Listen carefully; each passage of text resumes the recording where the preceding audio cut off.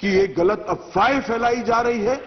CAA किसी की नागरिकता लेने का कानून है ही नहीं, सीएए नागरिकता देने का। और कृपया हम आज क्या तय कर सकते हैं, सारी पार्टियां एक होकर कहें कि सीएए से किसी की नागरिकता नहीं जानी सकती, एक होकर सब कहें, तब नहीं होंगे दंगे, तब नहीं फैलेंगी दफड़। आदाब नाजरीन, मैं अब्दुल्लाह मुबारक बेदारी नेटवर्क में आप सभी का स्वागत है। न तेरा है न मेरा है, ये हिंदुस्तान सबका है। अगर समझी नहीं ये बात तो फिर नुकसान सबका है। नाजरीन, इसी शेर और शाहीन बाग की खवातीन के एहतजाजात को देखते हुए हुकूमत वक्त ने अपने कदम पीछे लिए हैं। जो हुकूमत, जो अमित शाह, जो होम मिनिस्टर आज तक ये कहते थे कि वो सीएए, एनपीआर और एनआरसी को लेकर 1 इंच पीछे नहीं हटेंगे, वो आज उनके बयानात में तब्दीली आई है। उन्होंने आज राज्यसभा में कहा है कि एनपीआर में किसी भी दस्तावेज की ज़रूरत नहीं, ना ही किसी की शहरियत को मुश्तबा करार दिया जाएगा। नाजरीन, दिल्ली फसादात और लोकसभा में जवाब देने के अगले दिन जुमरात को वजीर दाखिला अमित शाह ने राज्यसभा में भी तफसील से जवाब दिया। इस दौरान अमित शाह ने ऐवान और इसके ज़रिए से पूरे मुल्क को भरोसा दिलाया कि फसादी कोई भी ज़ात, मजहब, अफकार और ख्यालात पार्टी के हो बख्शे नहीं जाएंगे। उन्होंने साथ ही अपोजिशन पार्टियों से सीएए, एनपीआर को लेकर कन्फ्यूज़न ना फैलाने की अपील की। कांग्रेसी लीडर कपिल सिब्बल ने एनआरसी, एनपीआर को लेकर सवाल किया। इसका जवाब देते हुए होम मिनिस्टर अमित शाह ने कहा कि मैंने खुद कहा है कि एनपीआर में कोई दस्तावेज तलब नहीं की जाएगी, पहले के एनपीआर में भी नहीं मांगा जाएगा। जितनी जानकारी देनी है उतनी जानकारी आप एनपीआर में दे सकते हैं, जो जानकारी आपके पास नहीं है वो नहीं मांगी जाएगी।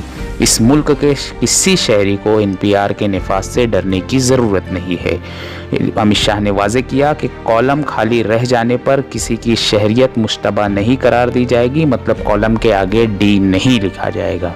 फिर भी मैं कहता हूं कि अपोजिशन के किसी भी रुकन को शुबा है तो मैं गुलाम नबी आज़ाद और आनंद शर्मा जी के साथ बहस करने के लिए तैयार हूं। आप कभी भी आ सकते हैं। दिल्ली फसादात पर ऐवान बाला में गुफ्तगू के दौरान वजीर दाखिला अमित शाह ने अपोजिशन लीडरान से कहा कि एनपीआर को लेकर उनके दिल में कुछ भी शुबा हो तो बिला झिझक उनसे मिलें, हर शुबे का अजाला किया जाएगा। अमित शाह ने दिल्ली फसादात के लिए अपोजिशन लीडरान के इश्तियाल अंगेज़ बयानों और सीएए, एनपीआर को लेकर मुसलमानों में फैलाई गई कन्फ्यूज़न का जिम्मेदार ठहराया।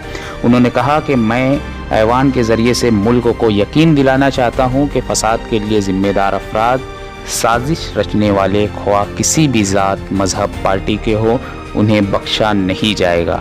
उन्हें कानून के कटहरे में खड़ा किया जाएगा। ऐसी सज़ा दी जाएगी कि आगे से फसाद करने वालों के जहन में कानून का डर कायम रहेगा।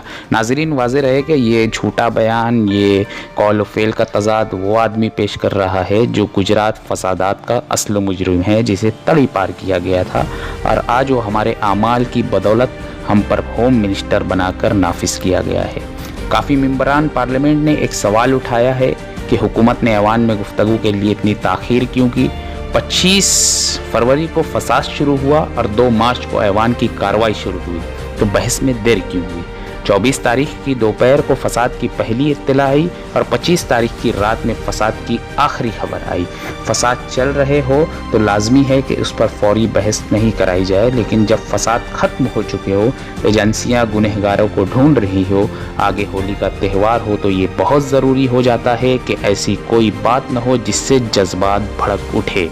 यही वजह है कि 11 मार्च के बाद इस मसले पर बहस का फैसला किया गया। अमित शाह ने बहस के दौरान कहा कि दूसरा बड़ा सवाल ये उठाया गया कि फसाद रोकने के लिए क्या इक़दाम किए गए। कहीं बेगुनाहों को फंसाने का काम तो नहीं होगा, सियासी या नज़रियाती बुनियाद पर कार्रवाई में भेदभाव तो नहीं होगा, ऐसे शुबे ज़ाहिर किए गए। मैं सबसे पहले जो अब तक की कार्रवाई हुई है ये बताना चाहूँगा कि अब तक 700 से ज़्यादा एफआईआर दर्ज हुई है। जिसने भी शिकायत दी है इसकी एफआईआर दर्ज की गई है। सिब्बल साहब ने एफआईआर नंबर 80 की बात की तो मैं ज़ाती तौर से उस पर देखूँगा और सिब्बल साहब को बताऊँगा कि 12 के 12 थानों के लिए स्पेशल सुपर इंस्पेक्टर तय किए गए हैं, जिनके मशवरे पर पुलिस काम कर रही है। 2647 अफराद को हिरासत में लिया गया है या गिरफ्तार किया गया है। फसाद खत्म होने के दूसरे दिन ही हमने मेमोरेंडम देकर आवाम से अपील की थी कि अगर तशद्दुद से मुंसलिक कोई वीडियो उनके पास है तो वो पुलिस को भेजें। बड़ी तादाद में लोगों ने वीडियो इरसाल की हैं जिनकी तहकीकात हो रही है। इससे हमें बहुत अहम सबूत मिले हैं। अमित शाह ने हाईकोर्ट के जज के तबादले पर कहा कि इसे किसी खास केस के साथ ना जोड़कर देखें। हुकूमत की मर्जी से नहीं होता है ये, हुकूमत बस हुक्म जारी करती है, कॉलिजम तय करता है। ये क्या बात हुई कि सिर्फ एक जज ही इंसाफ करेंगे। ये रूटीन ट्रांसफ़र है। मैं इस सोच का मुखालिफ हूँ कि एक ही जज फैसला करेगा, दूसरे जज पर भरोसा क्यों नहीं है। क्या ये बेतुकी बातें हम लोगों के सामने फैलाते हैं। उन्होंने ऐवान में ये भी कहा कि फसाद कराना हमारी फितरत नहीं है, हम फसादियों को जेल में डालते हैं। अमित शाह ने कहा कि फसाद को आप बीजेपी पार्टी और मेरे अफकार व ख्यालात से जोड़ना गलत है। फसाद में मारे गए लोगों में 74% अफराद कांग्रेस के दौर हुकूमत में मारे गए हैं। फसाद कराना हमारी फितरत नहीं है, हम फसाद कराने वालों को ढूंढ कर जेलों में डालने का काम कर रहे हैं।